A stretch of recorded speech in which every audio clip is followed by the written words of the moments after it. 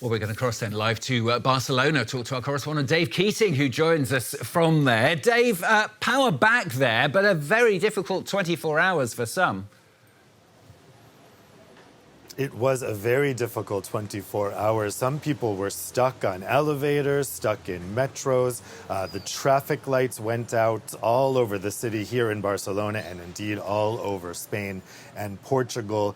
It was quite a day. At first, people had no way of knowing that this was affecting the entire Iberian Peninsula because not only did the power go out, but also the mobile data went out because the power for the cellular towers went off.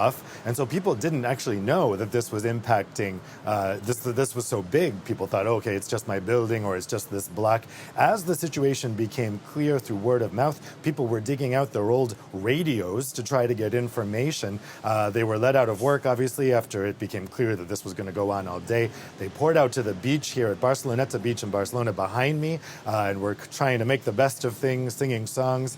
When the power did come back on last night, there was a big cheer out here, but for other parts of the country, it took a lot longer. It was overnight, for instance, in Madrid. So this was quite a day, and of course, the question that everyone was asking is, why did this happen? They want answers from their government, from their power providers, but those answers have not come yet. Yeah, we heard from Pedro Sanchez there saying it still seems very unclear as to why it happened. Are people starting to get critical, Dave? I mean, is a kind of blame game starting, if you like?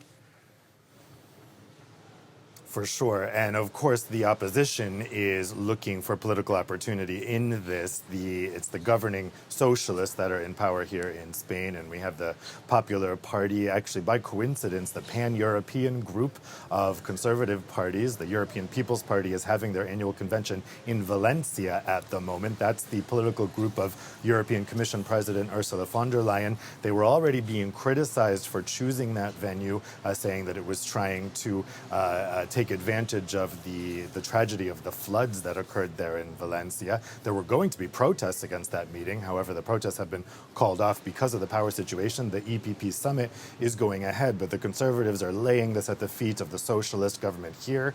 The socialist government here is, we're hearing various explanations about why this happened. Portugal is saying it's because of something that happened in Spain. Spain is saying it's because of something that happened in France. In short, we just don't know. That still hasn't stopped some people from trying to play the blame game here. We're already hearing voices saying that this is due to the large amount of renewables in Spain's power grid, but experts say that the severity of this couldn't possibly have been caused by renewables.